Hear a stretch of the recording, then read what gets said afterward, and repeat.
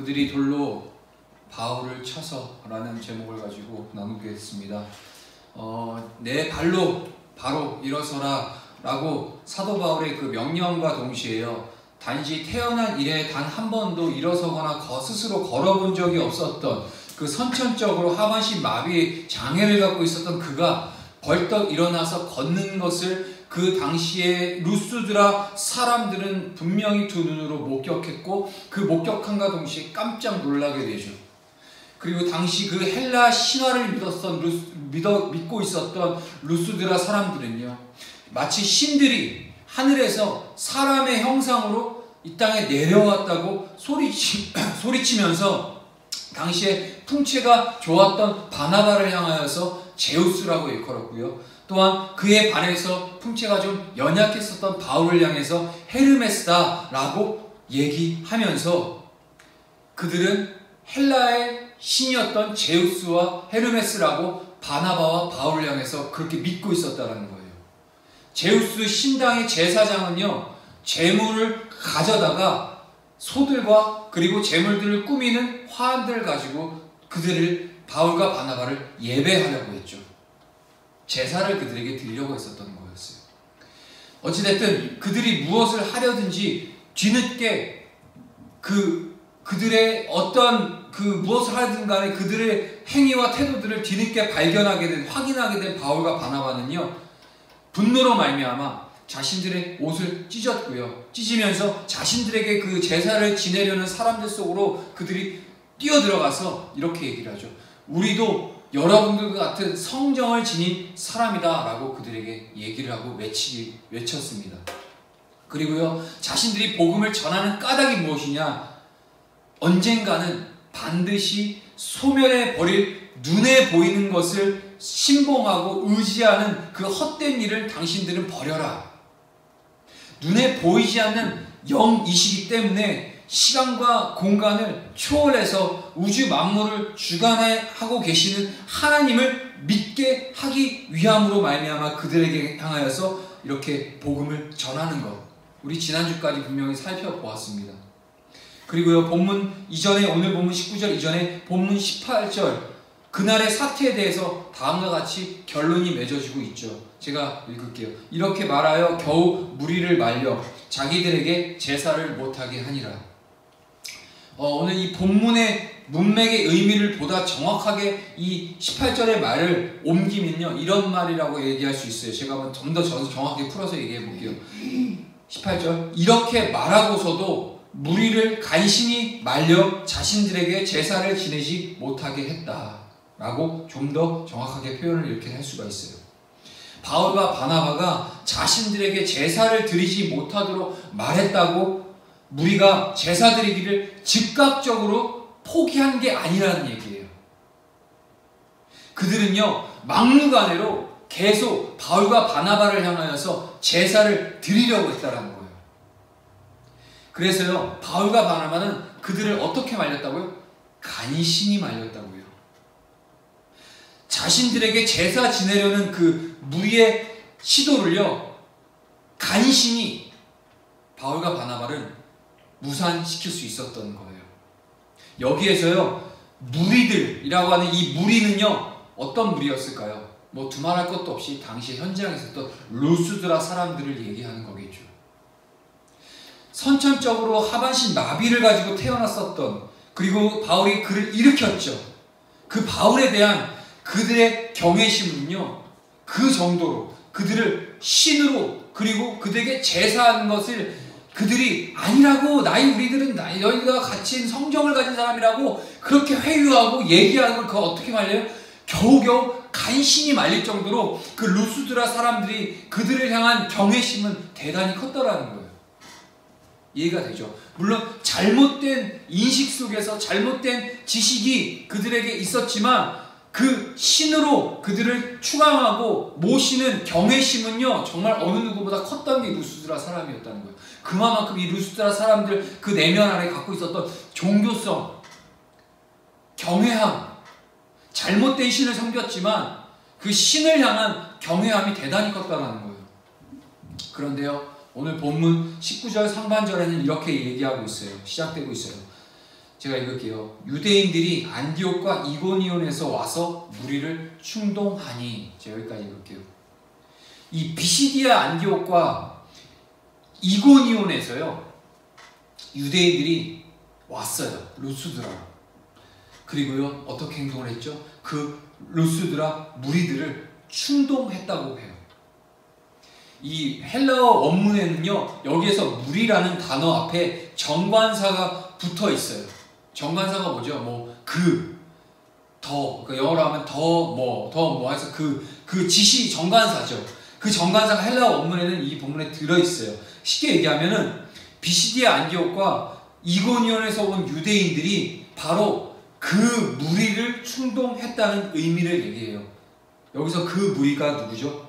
바로 바울과 바나바를 신으로 믿어 제사 지내려고 하던 바로 그 루스드라 사람들을 얘기한다는 거예요.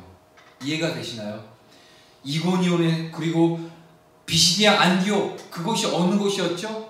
바로 이 루스드라가 오기 전까지 바울과 바나바 일행이 복음을 전하다가 죽음을 면하기 위해서 겨우 피해 도망 나온 곳, 또는 성 밖에 쫓김을 받아 나온 곳이 바로 루스드라였고요. 첫 번째가, 그 다음에 바로 이고니온이었어요. 본문 18절 19절이 보면요, 18절과 19절이 붙어 있기 때문에요, 바울과 바나바 자신들에게 제사 지내려고 했었던 그 루스드라 사람들을요, 간신히 말리자마자 이내 곧바로 비시디아 안디옥 사람들과 이고니온에서 내려온 유대인들이 바로 루스드라 사람들을 즉각적으로 충동한 것처럼 보여질 수도 있어요. 보면. 왜냐하면 문맥이 18절과 19절이 바로 이어져 있기 때문에 이 시간적인 간극이 바울과 바나바가 이것을 이제 제사를 못하게 하고 그들을 간신히 회유해서 하나님을 섬기도록 이제 그렇게 회유를 했고, 회유하자마자 이고니온과 비시디아 안디옥에서 유대인들이 와서 그들을 바로 충동을 했다라고 이렇게 이해할 수가 있어요. 그런데요, 실제로는요, 18절과 그리고 오늘 본문 19절 사이에 상당한 시간이 소요되고 있다는 걸 우리는 예측할 수 있어요. 자, 우리가 과거로 돌아가 볼게요. 타우루스 산맥을 넘어서요, 비시디아 땅으로 간 바울이 가장 먼저 찾아간 곳이 바로 비시디아 안디옥이었죠. 그리고요, 바울이 비시디아 안디옥을 떠난 것은 자신의 의지로 인해서가 아니었죠. 자신의 의지로 인해서 그곳을 비시디아 안디옥을 떠난 것이 아니라 비시디아 안디옥의 유대교 지도자 무리가 바울을 시기해서 당시의 그 귀부인들과 그리고 유력자들을 선동하여서 바울과 바나를 박해했고요. 하여서 비시디아 안디옥에서 쫓아버린 탓에 그는 바울과 바나바 일행은 비시디아 안디옥에서 나올 수밖에 없었던 거죠. 그리고 비시디아 안디옥에서 쫓겨난 바울과 바나바는요, 이 비시디아 안디옥에서 동남쪽으로 약 180km 떨어진 이고니온을 찾아가 복음을 전했어요. 우리는 계속해서 지난 시간 우리가 알고 있기 때문에 더 긴 얘기를 안 할게요. 그러나 이 이고니온에서도 유대인들이 이방인들과 관리들을 선동했죠. 그리고 바울을 돌로 치려 하였고, 바울은 이고니온을 결국 떠날 수밖에 없는 상황. 그리고 그 이고니온에서 떠나 서남쪽으로 약 45km 떨어져 있는 바로 오늘 본문의 지역이 되는 루스드라를 찾았던 거예요. 제가 왜 이렇게 일일이 막 지리적으로 막 얼마만큼 떨어져 있고 왜 과거를 다시 읽냐? 비시디아 안디옥에서부터 따지고 들면요, 오늘 이 본문이 되는 루스드라까지의 거리가 곧 180 더하기 45 하면 총 225km나 떨어진 곳이었다라는 거예요. 이해가 되세요? 그러므로 바울이 루스드라에 나타난 그 선천성 마비, 하반신 마비자를 일으켰다는 소문이 루스드라에서부터 45km 떨어진 이고니온과 그리고 그 넘어 225km 떨어져 있는 비시디아 안디옥에까지 전해졌고요. 그 소문으로 인한 바울에 대한 시기심과 증오심에 다시 사로잡혔던 비시디아 안디옥과 이고니온의 그 유대인들이 서로 도모하고 작당하여서 함께 루스드라를 덮치기까지는요, 우리가 2000년 전에 당시 교통 상황과 여건들을 아무리 짧아도 그 상황을 봤을 때 그들이 거기까지 오기까지 아무리 짧아도 최소한 2주 이상이 필요한 시간적인 간극이 있다는 거예요. 그 2주간 동안 바울과 바나바는요, 루스드라에 있었을 때 그대로 머물러 있으면서 과연 그들은 무엇을 하고 있었을까요? 당연히 그들은 복음을 전하고 있었겠죠. 바울에게 제사 지내려고 했었던 그 루스드라 사람들과 바울의 그 유대 관계는요, 그 2주간이라는, 최소 잡아 2주간이라는 그 기간 동안 훨씬 더 깊어지지 않았겠느냐라고 우리는 예상해 볼 수 있다는 거예요. 왜냐? 그들이 처음에 바울과 바나바를 제우스다 헤르메스라라고 하나님을 몰랐으니까 라고 그것을 이제 그들을 섬기려는 엄청난 그 경외심 가운데 그들을 섬기려고 했다가 바울과 바나바가 그것을 알고 극구 말리며 우리는 하나님의, 그러니까 너희와 같은 성정을 가진 사람이고 우리를 경배할 것이 아니라 바로 우리를 구원해 주신 주 예수 그리스도 그를 예배하라, 하나님을 경외하라 라고 분명히 이 2주간의 시간 동안 가르쳤을 거란 얘기예요. 이해가 되세요? 그리고 이 바울과 바나바, 복음을 전하는 이들을 향해서 루스드라 사람들의 태도가 어땠을까요? 상당히 호의적이었겠죠. 왜냐하면 엄청난 하나님의 기적을 자신들의 눈으로 봤고 심지어 그들을 섬기고 신다라고 추앙할 만큼 그들에게 있어서는, 루스드라 사람들에게 있어서 바울과 바나바는 엄청난 신뢰 가운데 그런 관계가 형성이 됐을 거란 얘기예요. 그는 그들에게, 루스드라 사람들에게 기회가 닿는 대로 분명 하나님의 말씀을 전했을 거예요. 시간이 흐르면 흐를수록 루스드라 사람들의 바울에 대한 그 기대와 신뢰도는 훨씬 더 커졌을 거란 얘기예요. 그렇죠.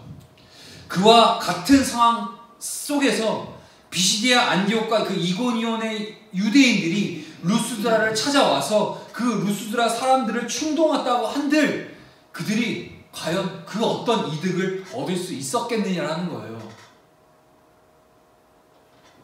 그런데요, 오늘 본문 19절 우리는 전혀 예상하지 못한 내용들을 19절에서 증언해주고 있어요. 제가 다시 한번 19절 읽을게요. 유대인들이 안디옥과 이고니온에서 와서 무리를 충동하니 그들이 돌로 바울을 쳐서 죽은 줄로 알고 시외로 끌어내치니라. 바울을 신으로 믿어서 제사를 드리려고 할 정도로 바울을 신봉했었던 루스드라 사람들이었건만 비시디아 안디옥과 이고니온에서 온 사람들이 루스드라 사람들을 충동하자 그들은 유대인들과 함께 바울이 죽었다고 판단되기까지 어떻게 했다고요? 바울을 돌로 쳤다라는 거예요. 루스드라 사람들은요, 제가 이전에도 얘기했지만 루스드라 사람들은 유대인들이 아니에요. 루스드라에는 유대인 회당이 없었기 때문에 바울이 루스드라에서는 회당에 가서 복음을 전하는 게 아니라 그냥 거리에서 복음을 전했잖아요. 그 왜 그랬냐? 회당이 없었기 때문에. 회당이 없었다는 것은 그곳에 유대인들이 없다라는 얘기를 할 수 있다는 거죠. 즉 루스드라 사람들은요, 유대인들이 아니었어요. 이건 뭘 얘기를 하냐? 루스드라 사람들과 유대인 사이에 평소 깊은 유대감이 형성되어 있었던 것이 아니라는 얘기예요. 그런데도요, 이 루스드라 사람들은요, 생전 처음 보는 유대인들의 충동에 자신들이 신봉하던 바울을 죽이려고 돌로 치고 말았다는 사실이에요. 여기서 우리말 충동하다라고 번역된 헬라어 페이도라는 단어에는요, 설득하다라는 의미가 있어요. 도대체 이 비시디아 안디옥과 이고니온에서 온 유대인들이 루스드라 사람들을 어떻게 설득했기에 바울을 신봉하던 그 루스드라 사람들이 갑자기 바울을 죽이려고 돌로 칠 정도로 돌변했을까요? 도대체 어떤 설득을 했길래 말이죠. 우리는 본문 이후에 사도행전에 나타난 바울의 생애 속에서 오늘의 이 해답을 찾아낼 수가 있어요. 바울이 이후에, 우리는 이미 성경을 잘 알고 있기 때문에 다시 한번 이제 성경을 기억해 볼게요. 바울이 빌립보에 갔을 때 귀신 들린 여인을 만났었죠. 그 여인은 자유인이 아니었어요. 노예였어요. 그녀는요, 여러 명의 주인에게 고용되어 있었어요. 그녀를 고용한 주인들은요, 그녀가 귀신 들린 그녀로 하여금 사람들의 점을 봐주게 하고, 그리고 그에 따른 복채로 돈을 버는 사람들이었어요. 그 여인을 고용한 주인이 여러 명이었다는 것은요, 귀신 들린 그녀가 아주 용한 쪽집게 점쟁이였다는 것을 말해주고 있고요, 주인들에게 많은 돈을 벌게 해주고 있었다는 것을 우리는 알 수 있어요. 여러 날 동안 오며 가며 계속 그 귀신 들린 그 여인과 마주쳤던 바울은 마침내 그 여인을 괴롭혔던 귀신을 예수 그리스도의 이름으로 쫓아 주었죠. 더러운 귀신의 노예로 살고 있었던 사람이 귀신의 마수에서 벗어난다면 그것은 우리 모두가 함께 기뻐하며 축하해야 할 일이죠. 그렇죠? 그런데요, 그 여인을 고용했던 주인들은요, 즉각적으로 바울과 그의 수행원이었던 실라를 붙잡아서 장터로 끌고 가 관리들에게 넘겨주면서 그곳에 있는 사람들을 선동해서 바울을 고발하게 했고요. 관리들은 바울에게 채찍질을 한 뒤에 그를 빌립보 감옥에 투옥시켜버렸죠. 바울은 결코 채찍질을 당하거나 투옥당할 몹쓸 짓을 한 사람이 아니었어요. 윤리적으로나 도덕적으로나 그 당시에 법적으로나 어떤 그런 것들을 해하거나 사람을 해한 사람들이 아니었다라는 거예요.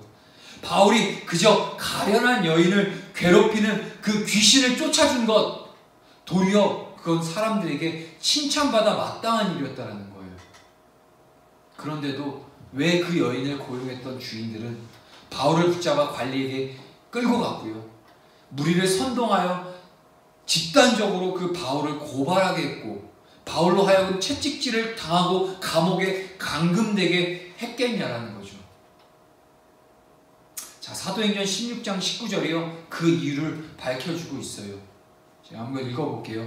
여종의 주인들은 수익의 소망이 끊어진 것을 보고 바울과 실라를 붙잡아 장터로 관리들에게 끌어갔다가, 자, 그들이 귀신 들린 여인을 고쳐준 바울에게요, 그토록 격분했었던 이유가 뭐였죠? 그것은 그 여인이 귀신으로부터 벗어남과 동시에 자신들의 수익이 끊어져 버렸기 때문이었어요. 그들의 관심사는요, 오직 자신들의 이권이었다라는 얘기예요.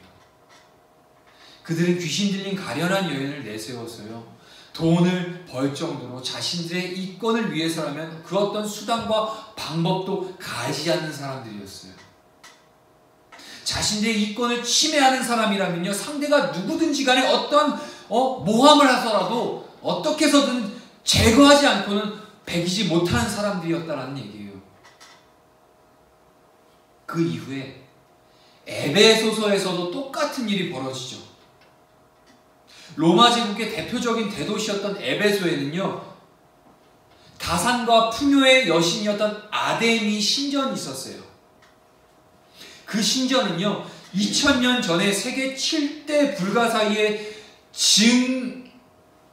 중요한 그 7대 불가사의 중 하나로 여겨질 만큼 그 에베소에 있는 그 아데미 여신의 그 규모가 아주 크고 아름다웠다고 해요. 에베소 사람들은요, 이 아데미 신전은 사람의 손에 의해 지어진 것이 아니라 하늘의 주인이 되는 제우스가 하늘에서부터 직접 내려준 신전이라고 믿을 정도로 그 아데미 신전은 크고 아름다웠다고 해요. 그 신전이 에베소 한가운데 자리 잡고 있었기에 이 에베소에는요, 아데미를 이용해서 돈을 버는 사람들이 아주 부지기수였어요. 그 엄청난 신전에서 직접 일하는 수많은 사람들을 제외하고도요, 은으로 아데미의 신상을 빚거나 아데미 신전의 모형을 만들어서 파는 은 세공장이들도 많았어요. 바울은 그 우상의 도시였던 에베소를 찾아가 하나님의 말씀을 전했죠. 그러자 이 은세 공장인 데메드리오가 자신과 같은 직종에 종사하는 사람들을 선동해서 바울을 죽이려고 했습니다. 그 이유가 뭘까요? 바로 사도행전 19장 24절에서 27절이 밝혀주고 있어요. 제가 다시 읽을게요. 즉 데메드리오라 하는 어떤 음장색이 은으로 아데미의 신상 모형을 만들어 직공들에게 적지 않은 머리를 하게 하더니 그가 그 직공들과 그러한 영업자들을 모아 이르되 여러분도 알거니와 우리의 풍족한 생활이 이 생업에 있는데 이 바울이 에베소뿐 아니라 거의 전 아시아를 통하여 수많은 사람들을 권유하여 말하되 사람의 손으로 만든 것들은 신이 아니라 하니 이는 그대들도 보고 들은 것이라. 우리의 이 영업이 천하여질 위험이 있을 뿐 아니라 큰 여신 아데미의 신전도 무시당하게 되고 온 아시아와 천하가 위하는 그의 위험도 떨어질까 하노라 하더라. 에베소의 이 데메드리오가 사람들을 선동해서요 바울을 죽이려고 한 건 역시 같은 이유였어요. 자신의 이권이 달려 있었던 문제였기 때문이었어요. 바울은요 사람의 손으로 빚어 만든 것 또는 눈에 보이는 것 그것이 무엇이든지 간에 신이 아니라고 바울은 그들에게 분명하게 명확하게 설교했어요. 따라서요 행여 에베소 사람들이 바울의 말을 듣고 아데미를 숭배하지 않을 경우에 어떻게 되겠을까요? 자신의 돈벌이가 막힐 것을 우려한 것이었죠. 이 데메드리오의 선동에 그와 동일한 직종에 종사하고 있었던 사람들이 쉽게 동조한 것도 그들 또한 무엇이 옳고 그른지를 따지기보다는 자신들의 이권을 우상으로 숭배했었던 사람들이었기 때문이라는 거예요. 그렇다면요 우리는 이 루스드라 사람들이 비시디아 안디옥과 이고니온에서부터 찾아온 생명부지의 그 유대인들로부터 어떻게 설득당했기에 바울을 신으로까지 숭배하려고 했었던 그 루스드라 사람들이 갑자기 그 돌변해서 바울을 돌로 칠 정도로 변했는지 그 해답을 우리는 알 수 있어요. 이미 우리가 알고 있는 것처럼요 루스드라 사람들은요 헬라 신화를 믿고 있었던 사람들이었죠. 헬라 신화 속에 있는 12신들 그들을 숭배하던 사람들이 바로 이 루스드라 사람들이었어요. 그들이 헬라 신화 속의 신들과 얼마나 친숙했냐면 바로 바울이 그 하반신 마비자를 일으켜 세우자마자 바나바와 바울을 제우스다 헤르메스다 라고 믿을 만큼 그만큼 그 헬라 신들과 친숙했던 사람들이 바로 루스드라 사람들이었어요. 심지어 제우스 신당의 제사장이요 재물과 화환을 가지고 와서 이 사람들과 함께 바나바와 바울을 제우스다 헤르메스다 하면서 제사를 드리려고 할 정도였죠. 루스드라 사람들이 이 정도로 헬라 신화 속의 신들을 숭배했다고 한다면 신화 속의 12신을 내세워서 밥 먹고 사는 사람들이 얼마나 많았겠냐라는 거예요. 그렇죠? 제우스 신당 외에도요 나머지 11신들을 위한 11개의 신당들이 있었고요 각 신당마다 제사장과 사제들이 있었을 것이고요 그 신전들의 재물과 재물을 장식할 꽃들을 납품하는 업자들 그리고 신당을 짓고 보수하는 건축업자들도 많았을 거라는 얘기예요. 게다가 12신들의 신상을 빚거나 그림을 그려 파는 사람들도 있었을 것이고요. 그 12신들과 관련된 각종 기념품을 만들고 판매하는 사람들 또한 얼마나 많았겠냐는 거죠. 그 많은 사람들이 각각 자기 가족의 의식주를 위해서 지출하는 금액을 다 합치면 연간 엄청난 금액이었을 거라는 거예요. 그러고 보면 이 루스드라 사람 대부분의 경제 활동이 직접적이든 간접적이든 헬라 신화 속의 12신들과 연관되어 있다고 해도 과언이 아니라는 거예요. 이해가 되세요? 제가 얼마 전에 일본을 갔다 왔죠. 그때가 어떤 날이었냐면은 2월 9일이 일본 태양신을 숭배하는 집단이 일본이에요. 그래서 천황이라고 그러잖아요. 하늘의 왕, 황제, 천황, 즉 태양신을 숭배하는데 그 태양신이 이제 탄생한 날이 바로 2월 9일. 그러니까 일본의 국시가 되는 거예요. 태양신이 존재하고, 그러니까 일본이라는 그 태양의 아들로서, 딸로서 태양으로부터 말미암아 잉태된 일본이 생긴 날, 그 태양신이 태어난 날, 탄생한 날이 바로 2월 9일이었어요. 근데 우리가 간 날이 2월 9일이었어요.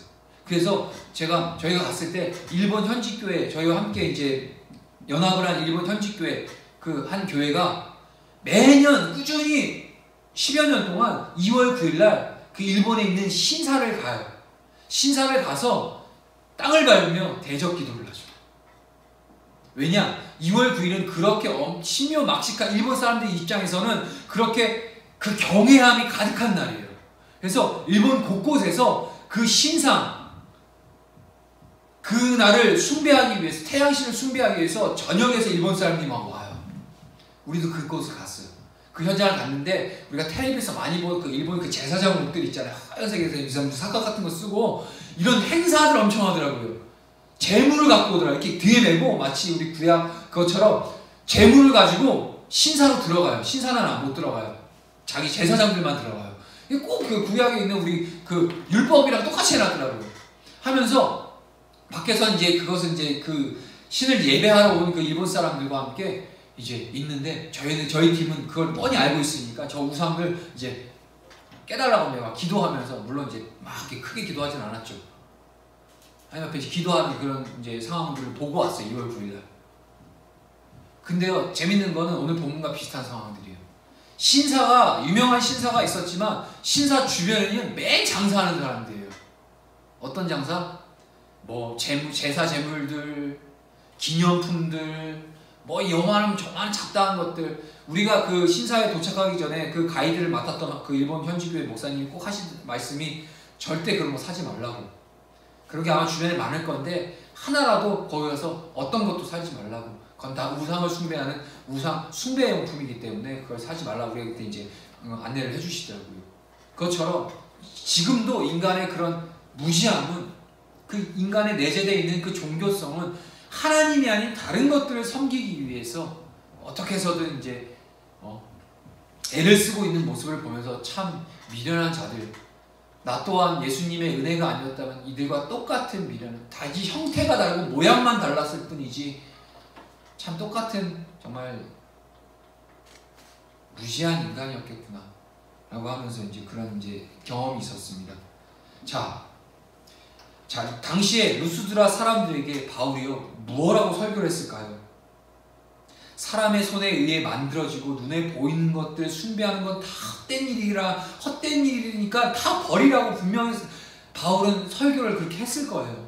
만약에 이 루스드라 사람들이 바울의 말을 듣고요, 눈에 보이는 당시 그 제우스와 헤르메스 같은 신상을 더 이상 섬기지 않는다면 헬라 신화의 그 12신들과 직간접적으로 얽혀 있었던 루스드라 사람들의 생업을 잃거나 경제적인 손실을 감수해야만 했을 거예요. 그런데요, 루스드라 사람들은요, 이 선천성 하반신 마비자를 일으켰었던 사도 바울의 영적 감화력에 감동되어서요, 눈에 보이는 것을 숭배하는 헛된 일을 버리라는 바울의 말에 대해서 이의나 질문을 제기할 필요성을 느끼지 못했어요. 왜냐하면 그 바울이 갖고 있는 엄청 하나님이 주신 영적인 어떤 권세와 이런 그 아우라가 엄청났기 때문에 바울이 선포하는 그 메시지에 있어서는 그들은 뭐라고 이제 이런 방법 없이 뭐 이의제기나 뭐 그런 반문을 할 수 있을 만한 그런 연락이 안 됐죠. 왜냐하면 엄청난 그 하나님의 권세가 바울과 바나바에게 있었기 때문에. 그런데요, 비시디아 안디옥과 이고니온에서 온 유대인들은요, 그때까지 그 루스드라 사람들이 생각하고 있지 않던 그들의 이권을 건드리기 시작하죠. 만약 사도 바울의 말을 따를 경우 헬라 12신들의 이름으로 밥 벌어먹고 사는 여러분들의 밥줄이 하루아침에 끊어질 것이며, 바울은 여러분을 도우러 온 것이 아니라 가머니설로 여러분의 삶을 파멸시키려는 흉악자라고 바울을 모함하고 매도한 거예요. 그러니까 가장 인간의 연약한 부분을 건드는 거예요. 사탄도 그래요. 우리 삶 가운데 우리가 예수님을 잘 믿고 신앙생활을 하더라도요, 우리 안에 그 걸려 넘어질 만한 그 가장 연약한 부분들, 그것이 사탄이 아주 그걸 교묘하게 노리죠. 이 루스드라 당시의 사람들에게 있어서 이 연약한 부분이 바로 뭐냐? 삶의 생계수단이었었던 바로 이 헬라 12신을 섬기는, 뭐 이들이 정말 신실한 신앙심을 가지고 섬겼는지 어쨌는지 모르겠지만 실제적으로 자신들의 삶을 책임져주는 그런 근간이 되는 게 바로 이 헬라 12신이라는 거예요. 이 신전이. 근데 그것을 향하여서 바울은 다 버리고 박살내고 깨고 하나님만 섬겨라라고 하니, 눈에 보여지는 것들은 다 우상이고 거짓되고 썩어 없어질 것들이라 얘기를 하니, 그 눈에 보이는 그 우상을 만드는 그 직업을 갖고 있는 마치 데메드리오처럼 그런 사람들이 어찌 가만히 있을 수 있겠냐라는 거예요. 유대인들의 충동지에 넘어간 루스드라 사람들은 현실의 이권을 지키기 위해 유대인들과 함께 바울을 돌로 쳐 죽이는 편을 스스로 선택하게 되어버리죠. 그들이 바울을 돌로 쳐 죽이려고 했었던 것은 바울을 그들에게 보내신 하나님을 거부한 것과 마찬가지라는 거예요. 그것은 현실의 이권을 위해 하나님께서 주시려는 영원한 생명과 영원한 구원을 스스로 거부한 것과 마찬가지라는 거예요. 그리고 그것으로 그들은 사도행전의 무대에 다시는 등장하지 않게 됩니다. 현실의 이권이라는 우상을 숭배하던 그들은 이미 2000년 전에 한 줌의 흙으로 아무 형체도 없이 사라져 버렸기 때문이에요. 이는 엄청난 비극이죠. 오늘 본문은요, 실은 가룟 유다 이야기의 재판이 되어지고 있죠. 그는 이 땅에서 예수 그리스도의 직계 제자로 선택돼서요, 3년 동안이나 예수님과 함께 동거한, 인류 역사상 단 12명만 있었던 그 12제자 가운데 한 사람이 바로 가룟 유다였어요. 그럼에도 불구하고 그는 고작 은 30냥이라는 현실의 이권 앞에서 예수 그리스도를 배신하였고요, 스스로 파멸해 버리는 어리석음을 범하고 말았죠. 비극 중에 비극이 아닐 수 없습니다. 가룟 유다의 비극은 그의 비극으로만 끝나지 않았어요. 가룟 유다의 비극은 오늘 본문 속 루스드라에서도, 그리고 이후 가게 될 빌립보에서도, 나아가 에베소에서도 똑같이 가룟 유다의 그 비극이 재현되고 있다는 거예요. 그로부터 2000년이 지난 오늘날 저와 여러분들이 살고 있는 우리들의 삶 속에서 똑같이 그 비극은 재현되고 있음은 물론이죠. 하나님을 믿는다는 대부분의 그리스도인들이 믿음과 현실을 분리해서 생각할 때가 많아요. 현실 속에서는 하나님을 따르지 않는다는 거예요. 입술로 믿는다 고백하지만 자신들의 현실과 주어진 삶 속에서는 하나님을 그 믿음대로 따라가는 사람들이 그렇게 많지 않다는 것은 우리는 분명히 알고 있어요. 그러나 오해하지도 또한 착각하지도 말아야 될 것은요, 믿음은요, 몽상이나 추상 속에서 하나님을 쫓기만 하는 것이 아니라는 거예요. 현실을 회피하거나 현실을 도피해내는 것이 아니라는 거예요. 믿음은요, 현실을 떠나서는 믿음은 아예 성립조차 될 수 없다라는 사실을 우리 분명히 알아야 돼요. 믿음과 현실이 분리될 수 없다라는 거예요. 현실만이 믿음이 싹 틀 수 있는 텃밭이 되어질 수 있다라는 거예요. 우리가 믿는다 하면서 현실에서 이 믿음이 증거되지 않는다면 그것은 믿음이 자라날 수 없는 텃밭이 무존재한다는 것과 마찬가지라는 거죠. 그리스도인은 현실 속에서 이 현실의 이권 앞에서 믿음을 지켜내야 되고요, 신앙 양심을 지킬 수 있어야 되는 거고요. 하나님 말씀을 지키는 사람이 바로 그리스도인이라는 거예요. 하나님의 말씀보다 자신들에게 처해져 있는 현실을, 그리고 이 현실의 이권을 더 중요하게 생각하는 사람은 아무리 그 앞에 미사여구를 드러내놔도 결코 참된 그리스도인이라고 얘기할 수 없어요. 그 사람은 본문의 루스드라 사람들처럼 현실의 이권이라는 우상을 섬기는 또 다른 가룟 유다일 뿐이라는 겁니다. 우리 주 예수 그리스도는요, 허망한 몽상 또한 추상적인 개념 안에 갇혀 계시는, 그리고 그 안에서 십자가를 지신 것이 아니에요. 우리 주 예수 그리스도 그분은요, 우리 삶의 현실 가운데 이 현실 세계 각종 이권 앞에서 인간의 죄값을 대신 치르기 위해 십자가를 못 박혀 돌아가신 그 주님이시라는 겁니다. 현실 속에서 죽음을 깨뜨리고 부활하셨다라는 거예요. 그분 또한 몽상으로, 추상으로, 관념으로 계신 분이 아니라 그분 또한 2000년 전 현실 세계 가운데서 스스로 죽음의 십자가를 지고 죽으셨고, 우리의 죄악을 위해서 죽으셨고 3일 만에 부활하셔 살아나신 주님이 바로 예수 그리스도라는 사실, 우리가 믿는다 고백하는 그분이 바로 현실 가운데 존재하셨던 주님이셨고, 지금도 우리 삶의 현실 속에서 날마다 임마누엘로 동행하고 계시는 그 주님이 바로 주님, 우리 예수 그리스도. 우리는 그분을 믿는다는 것을 잃어버리면 안 된다는 겁니다. 우리에게 주어진 삶의 현실 가운데, 또 언제든지 우리의 유혹이 되어질 수 있는 현실의 이권 앞에서 우리의 믿음을 지키는 사람을 통해서만 예수 그리스도께서 현실을 새롭게 하시는 이유, 우리의 삶을 새롭게 바꿔내실 수 있는 근거가 될 수 있다는 거예요. 말씀을 맺을게요. 다시 한번 우리가 지금 대한민국 가운데, 아니 전 세계 가운데 닥쳐있는 이 코로나19 이 사태 가운데 이 한국 교회와 교회들이 어떻게 대처하고 있는지에 대해서 우리가 다시 한번 또 한번 점검해 봐야 돼요. 물론 저희 교회는 몇 명 나오지 않는 작은 교회이기 때문에 이렇게 쉽게 어쩌면 예비할 수 있는 상황이기 때문에 뭐 어쩌니 저쩌니 판단하기엔 어쩌면 섣부를 수도 있어요. 하지만 이런 거 저런 거 다 떠나서 정말 우리가 믿음의 눈으로 바라봤을 때 자신의 현실의 이권 앞에서 타협하고 나아가는 것과,